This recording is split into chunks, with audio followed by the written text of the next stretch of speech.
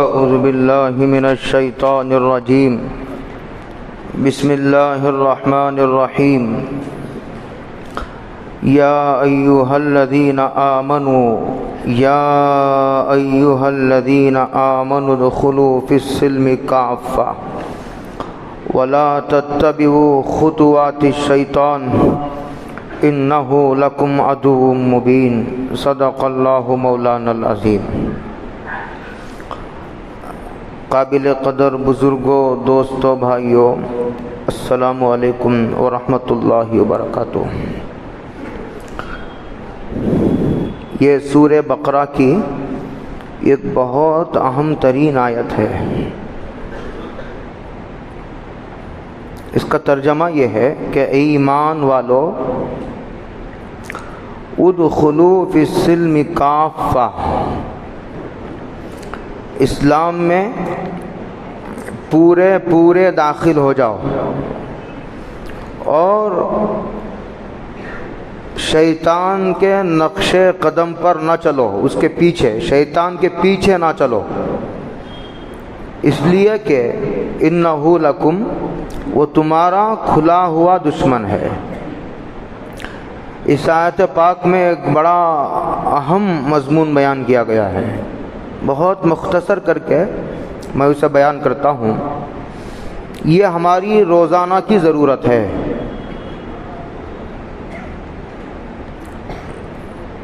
مطالبہ صرف ایمان لانے کا نہیں ہے، مطلق ایمان لانے کا نہیں ہے، کامل ایمان کا مطالبہ ہے، عمل نہیں۔ بہت غور سے سنیے میری بات کو، مطالبہ عمل کا نہیں، مطالبہ ایمان کا۔ ادخلوا فی السلم، عمل کا مطالبہ ہم بعد میں کریں گے، لیکن سب سے پہلے اللہ یہ کہہ رہے ہیں پہلے اسلام میں پورے داخل تو ہو جاؤ۔ اس کا مطلب یہ ہوا کہ بعض ایمان والے ایسے بھی ہوتے ہیں جو مکمل اسلام میں داخل نہیں ہوتے، تبھی تو مطالبہ کیا جا رہا ہے، اور یہ سمجھانے کی کوشش کی جا رہی ہے کہ ناقص ایمان اس کا اعتبار نہیں۔ ایک آدمی، اس کو یوں سمجھیے بہت آسانی سے، یہ قرآن مجید ہے، دیکھ لیجئے اسے، اس میں 6660 پر 6 آیتیں ہیں، اس میں 6660 پر 6 آیتیں، 30 پارے ہیں، 7 منزلیں ہیں اس میں، 7 منزل، 30 پارے، 6666 آیتیں۔ یہ ایک آدمی 6665 آیتوں پر ایمان رکھتا ہے، ایک آیت کو نہیں مانتا، تو وہ مومن نہیں ہے۔ یہ سمجھنے کی یہ سمجھا جا رہا ہے اس آیت میں۔ وہ باقی جو 6665 آیتوں کو جو مان رہا ہے نا، وہ ماننا اسے جہنم سے نہیں بچا سکتا۔ کیوں؟ اس لیے کہ وہ ایک آیت کا انکار کر رہا ہے، ایک آیت، پورے قرآن مجید کا انکار کرنے والا بھی کافر، ایک آیت کا انکار کرنے والا بھی کافر۔ یہ ہے اس کا مضمون، کیسا عجیب و غریب مضمون ہے۔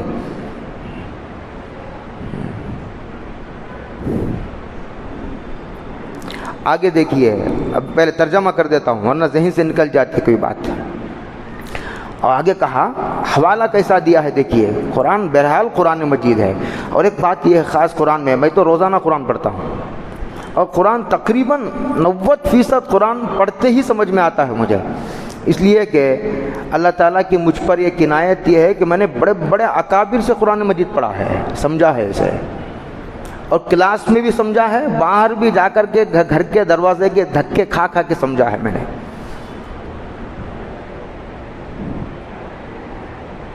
آگے کہتے ہیں، شیطان کے نقش قدم پر نہ چلو، شیطان کو فالو نہ کرو۔ اچھا کیا کہنا چاہتا، جوڑ کیا ہے؟ جوڑ کیا ہے اس میں؟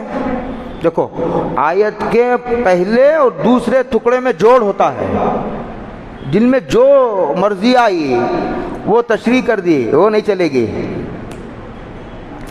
دیکھو شیطان نے اللہ کے ہر حکم کا انکار نہیں کیا تھا۔ کیسا جوڑ لگانے کی کوشش کر رہا ہے قرآن۔ شیطان نے اللہ کے ہر حکم کا انکار نہیں کیا تھا، ایک ہی حکم کا انکار کیا تھا، آدم کو سجدہ کرنے سے انکار کیا تھا۔ اللہ نے کہا کہ آدم کو سجدہ کرو، شیطان نے نہیں کیا، اور یہ کہا کہ میں آگ سے پیدا کیا گیا ہوں، آگ اوپر کو جاتی ہے، آدم مٹی سے بنایا گیا ہے، اس کی صفت نیچے کو جاتی ہے، میں نہیں کر سکتا۔ ایک ہی حکم کا انکار کیا تھا۔ حضرت تھانوی نے لکھا ہے شیطان نے 8 لاکھ برس عبادت کی تھی۔ کتنی؟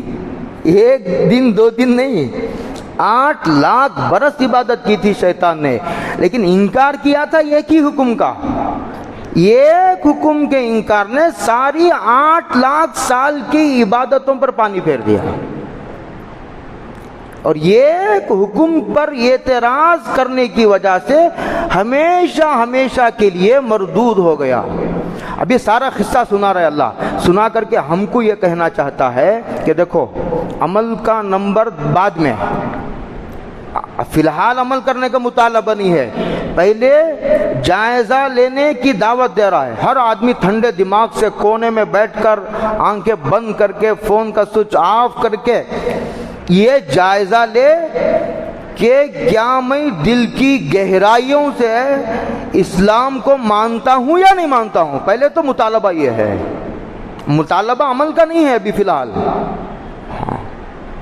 قرآن مجید نے ایک جگہ کہا تھا یہودیت کا تذکرہ کرتے ہوئے، یہودیوں کا، افتؤمنون ببعض الکتاب وتکفرون ببعض،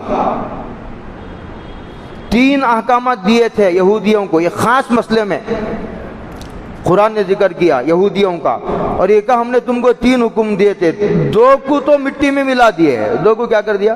مٹی میں ملا دیا، اور ایک حکم پر عمل کیا۔ وہاں قرآن مجید نے ان سے کہا فتؤمنون ببعض الکتاب وتکفرون ببعض، آدھی کتاب کو لیتے ہو، آدھی کتاب کو پھینک دیتے ہو، جو پسند آیا لے لیا اور جو کڑوا اسے تھوک دیا۔ وہاں اس مسئلے کو اٹھایا ہے قرآن نے، اور یہ کہا کہ اللہ کے ایک حکم کو لینا اور جو پسند آیا اس حکم کو اٹھا کر پھینک دینا، جیسے آج بعض لوگوں کو سود کے حرام ہونا نہیں سمجھ میں آتا۔ یار یہ 1400 سال پہلے کے ہی لوگ مسئلے بتاتے رہتے ہیں علماء، یہ دیکھو امریکہ والوں کو، لندن والوں کو یہ سودی کاروبار کی وجہ سے کتنا آگے بڑھ گئے۔ ارے ترقی تو قارون نے بھی کی تھی، ترقی تو فرعون نے بھی کی تھی، ترقی تو حامان نے بھی کی تھی، لیکن اللہ نے اس ترقی کو منظور نہیں کیا۔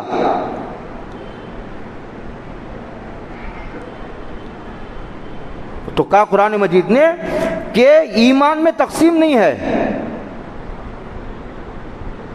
ایمان و کفر جمع نہیں ہوتا ہے، اور یہ اس مسئلے میں سمجھانے کی کوشش کی کہ جس طرح مکمل قرآن مجید کا انکار کفر ہے، ایک آیت کا انکار بھی کفر ہے۔ اچھا قصہ یاد آیا مجھے، میرے ذہن سے نکل جائے گا، ہو سکتا ہے کہ بعد اس میں نئے لوگ ہوں، حضرت تھانوی نے نقل کیا ہے، اور اگر یہاں کوئی پڑھے لکھے لوگ ہوں تو میری بات اچھی طرح سمجھ لے، حضرت تھانوی رحمۃ اللہ علیہ قصوں کے نقل کرنے میں نہایت معتبر ہیں۔ حضرت تھانوی رحمۃ اللہ علیہ حوالہ دینے کے قابل۔ مکے میں ایک واقعہ پیش آیا تھا، بہت پرانا واقعہ نہیں ہے یہ، صحابہ کے زمانے کا، میرے خیال کو حضرت تھانوی کا انتقال ہو کر ہی کتنے سال ہو گئے، 60 یا 20، قریب 80 سال پیش آیا تھا، مکے میں واقعہ پیش آیا تھا۔ ان کے ایک استاد سے شیخ محمد تھانوی، یہ اس وقت وہاں مکے میں موجود تھے، دونوں بہت معتبر راوی ہیں۔ اچھا اس واقعے کو میں نے کتاب میں بھی پڑھا ہے، اور ہمارے دعوت و تبلیغ کے دوسرے امیر، ہم سب کے سروں کے تاج حضرت مولانا یوسف صاحب رحمۃ اللہ علیہ کے بیان میں بھی میں نے سنا ہے اسے، حضرت نے بھی حضرت تھانوی ہی کے حوالے سے بیان کیا ہے، اس میں دیکھیے نیٹ پر ہے بیان۔ ایک واقعہ پیش آیا مکے میں. آپ کو معلوم ہوگا کہ وہاں دفن کرتے ہیں, چند دنوں کے بعد پھر ری دفن ہوتا ہے. قبر کھودتے ہیں, پھر دفن, پھر چند دنوں کے بعد پھر قبر کھودتے ہیں, پھر دفن, سلسلہ چلتا ہے. ایک مرتبہ ایسا ہوا کہ 2-3 دن پہلے ایک آدمی کو دفن کیا گیا. سیلاب آیا, سیلاب آنے کی وجہ سے مٹی ہٹ گئی. ابھی نیا نیا دفن ہوا تھا.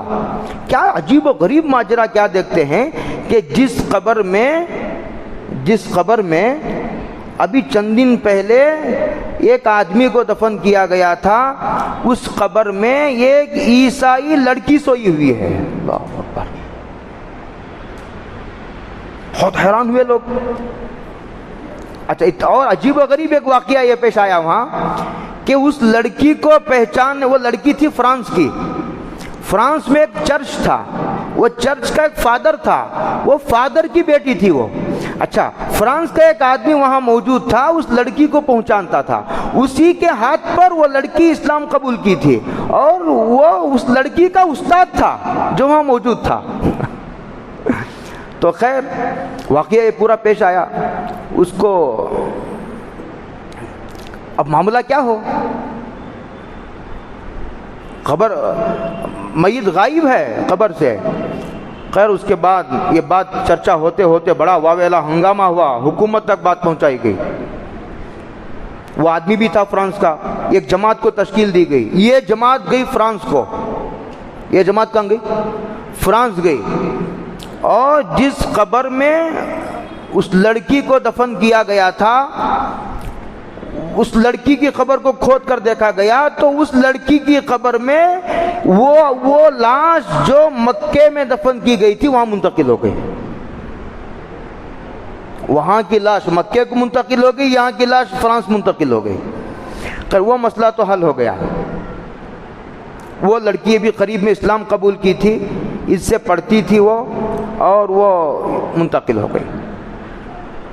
اب سوال یہ ہے کہ جو آدمی مکے میں رہتا تھا, جو آدمی صوم و صلات کا پابند تھا, جسے 2-3 دن پہلے مکے میں دفن کیا گیا تھا, اس کی لاش فرانس کیوں منتقل ہوئی؟ یہ ہے سوال. بعد میں امام حرم کے سرپرستی میں ایک جماعت ان کے گھر گئی, ان کے اہلیہ کے پاس, اور کہا کہ دیکھو ایک بڑا مسئلہ پیش آ گیا, ایسی صورتحال پیش آ گئی ہے, کوئی بات ہو تو بتاؤ ایسی جس کی وجہ سے یہ معاملہ پیش آیا. تو اس نے وہ بہت غور کرتی رہی. غور کرنے کے بعد کہا کہ نہیں, میرے شوہر تو صوم و صلات کے خوب پابند تھے, صوم و صلات کے خوب پابند تھے میرے شوہر. اچھا,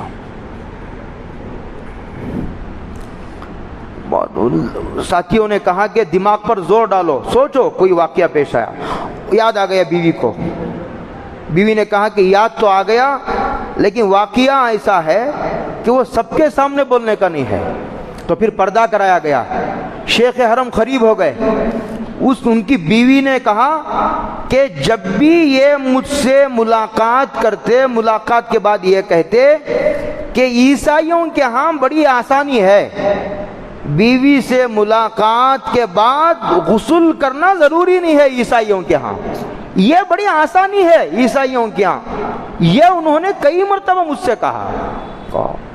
شیخ حرم کی چیخ نکل گئی, کہا کہ مسئلہ حل ہو گیا, مسئلہ حل ہو گیا.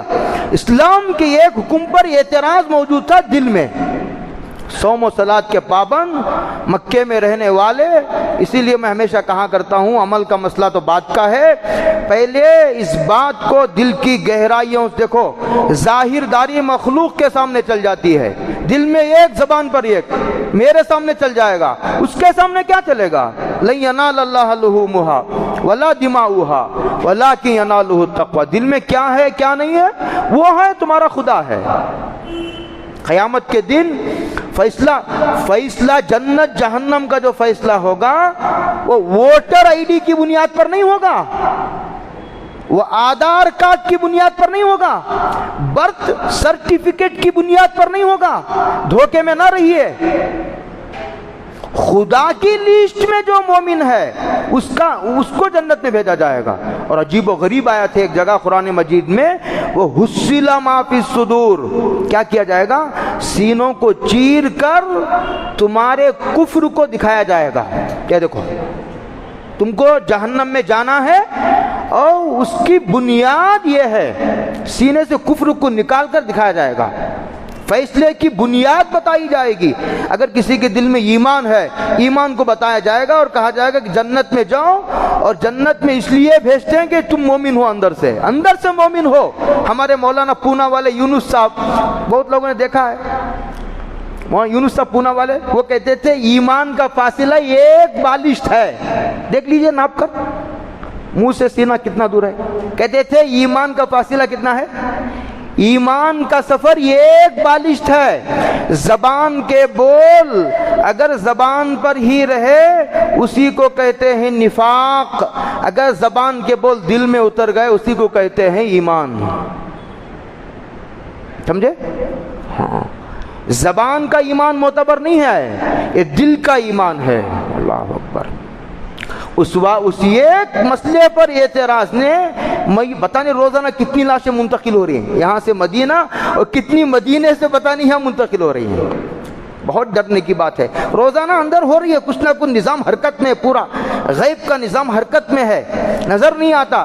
جیسے آدمی دانہ ڈال کے آتا ہے کھیت میں دانہ ڈال کے آتا ہے, اندر پورا ایک سسٹم ہے, نظام ہے, کام ہو رہا ہے اندر, پورے فرشتوں کی ایک جماعت کام کر رہی ہے, پتہ نہیں چلتا. حالانکہ زمین کتنے دور ہے, جس زمین پر ہم چل رہے ہیں اس کے اندر جو دانہ ہم نے ڈال دیا وہ دانے پر کام ہو رہا ہے, پوری جماعت کام کر رہی, نظر نہیں آتا.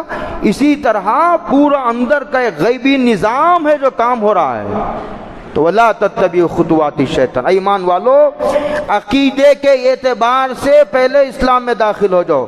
عقیدے کے اعتبار سے کا مطلب یہ ہے کہ اس طرح ایمان لے آؤ کہ اللہ کے رسول نے قرآن کی شکل میں, حدیث کی شکل میں جو شریعت پیش کی ہے وہ پوری شریعت کو دل کی گہرائیوں سے میں مانتا ہوں. عمل کرنا نہ کرنا بات کا مسئلہ ہے, چھوڑو.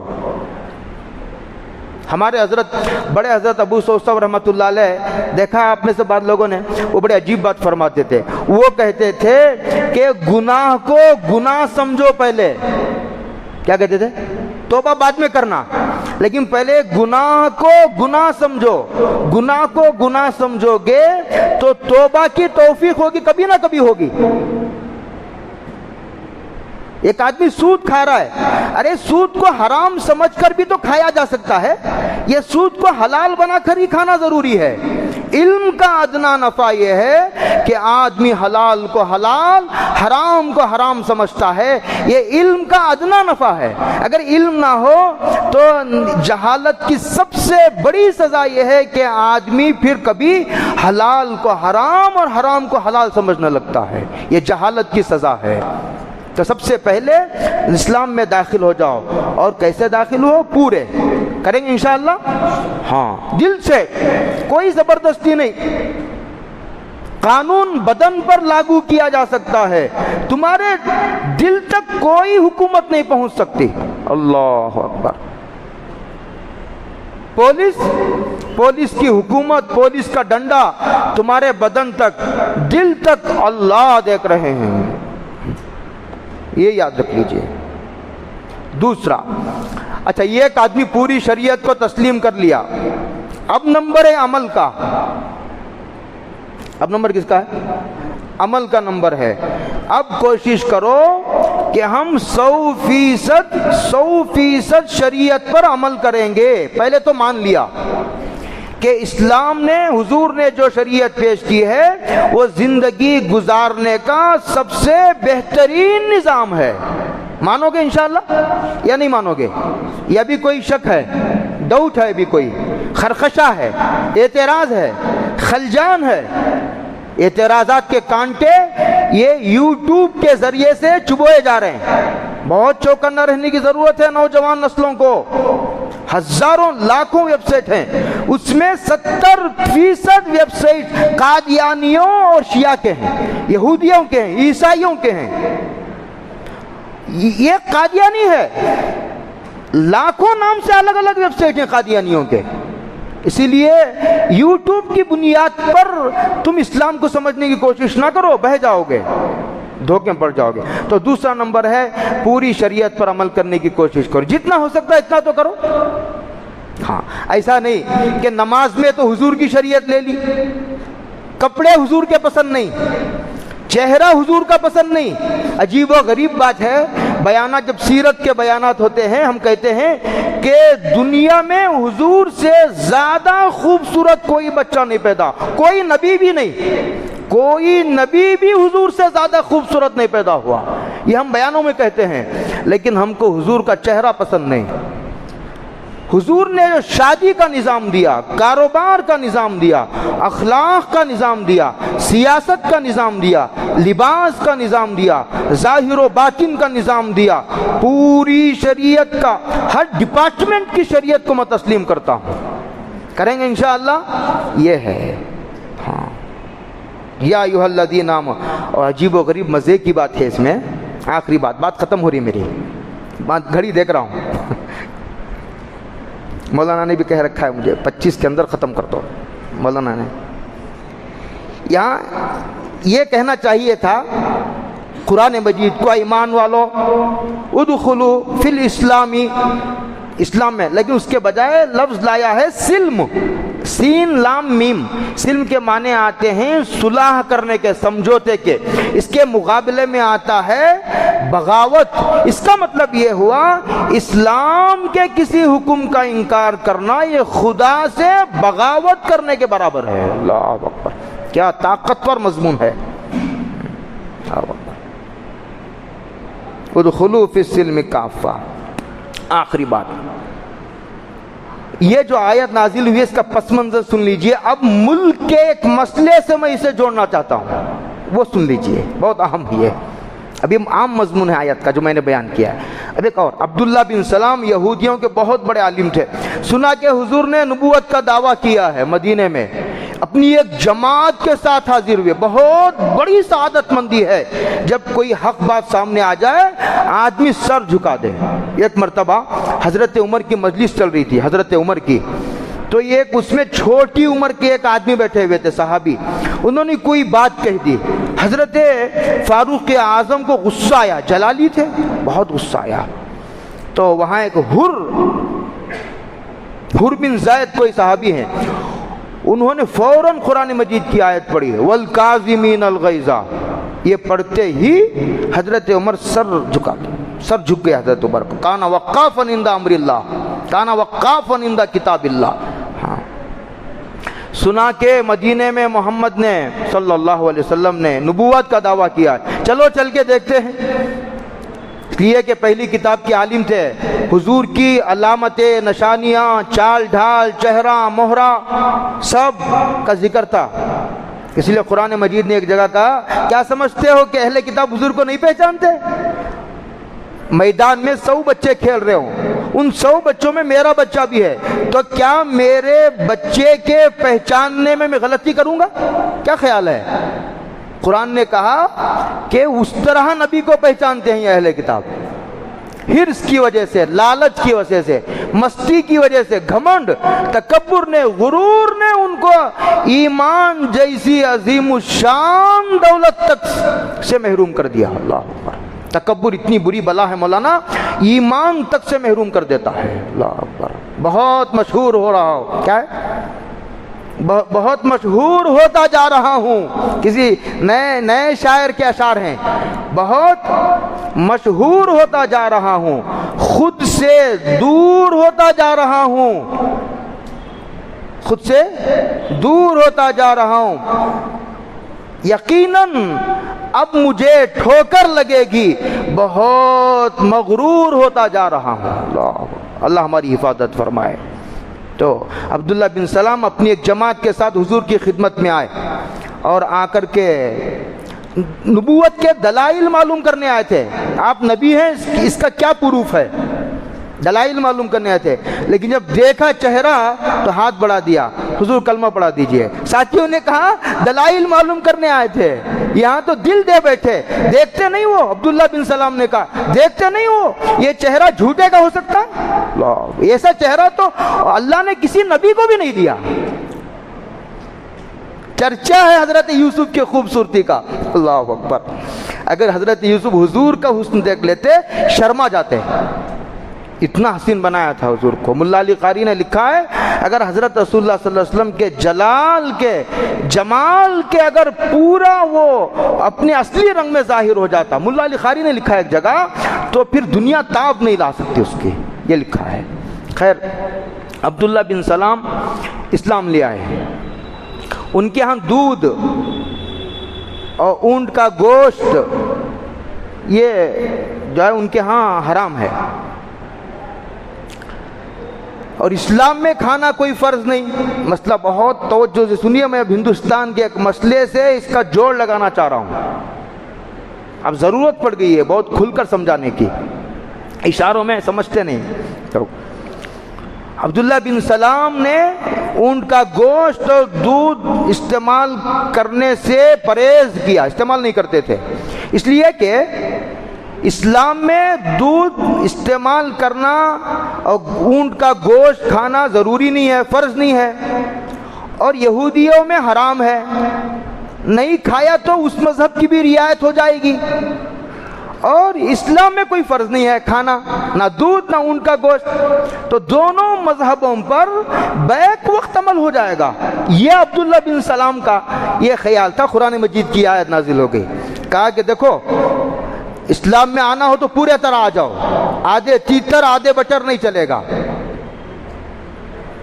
اب ہندوستان کا کیا مسئلہ ہے دیکھو, بیل کا گوشت کھانا, بیل کا گائے کا گوشت کھانا ہندوستان میں یہ اسلام میں فرض نہیں ہے. اسلام میں فرض نہیں ہے, اور یہ کمیونٹی یہ برادری کی کا معبود ہے, وہ گائے ہے. گائے کی پوجا ہوتی ہے ہندوستان میں, تو میں بھی کل ہی کہہ رہا تھا یہاں چوہے کی پوجا ہوتی ہے, سام کی پوجا ہوتی ہے, یہاں انسان کے بعض شرمگاہوں کی پوجا ہوتی ہے. مولانا یہاں چاند کی پوجا, جو بھی نفع دے اس کی پوجا. میں کل کہہ رہا تھا کہ ایسا معلوم ہوتا ہے ان کے ہاں مزدور بننا مشکل ہے, کامیاب تاجر بننا مشکل ہے, خدا بننا بڑا آسان ہے. تو ان کے ہاں وہ معبود ہے. کن کا معبود ہے وہ آپ سمجھ رہے ہیں, اور ہمارے ہاں بیل کا گوشت کھانا کوئی فرض نہیں. بالکل عبداللہ بن سلام کا طرح جڑ گیا کہ اونٹ کا گوشت کھانا اسلام میں فرض نہیں, دودھ استعمال کرنا اسلام میں فرض نہیں, اور ان کے ہاں حرام ہے.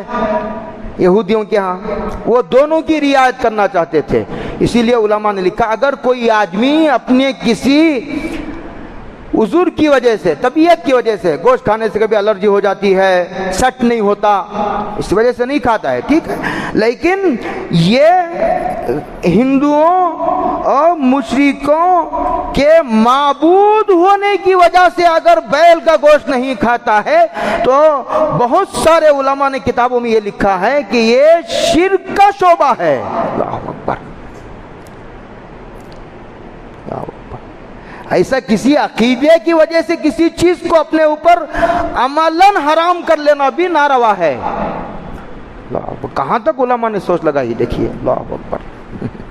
گاندھی جی نے ایک مرتبہ ابو المحاسن سجاد, جب یہ نام آتا ہے مبارک, جن کے بارے میں منظور نعمانی صاحب کہتے تھے, بہار کے تھے یہ, ان کے بارے میں کہتے تھے کہ یہ اس زمانے کا سیاست کا مجدد ہے. بہار کے ایک علاقے پر انہوں نے حکومت بھی کی ہے. حیرت کی بات ہے, ابھی میرا ٹاپک نہیں ہے. ابو المحاسن سجاد, گاندھی ایک مرتبہ ان کے پاس ہے, کہا کہ دیکھو ایسا ہو کہ مسلمان اگر گائے کا گوشت کھانا چھوڑ دے تو اتحاد ہو سکتا ہے. تو ابو المحاسن سجاد نے مسکراتے ہوئے کہا ہاں مسلمانوں کے ہاں بھی شرک حرام ہے, اگر یہ ہندو موتی کی پوجا چھوڑ دے تو اتحاد ہو سکتا ہے. فوراً کا حاضر دماغ تھے. تو وَلَا تَتَّبِعُوا خُطُوَاتِ الشَّيْطَانِ إِنَّهُ لَكُمْ عَدُوٌّ مُبِينٌ. اللہ عمل کی توفیق عطا فرمائے. وآخر دعوانا الحمدللہ.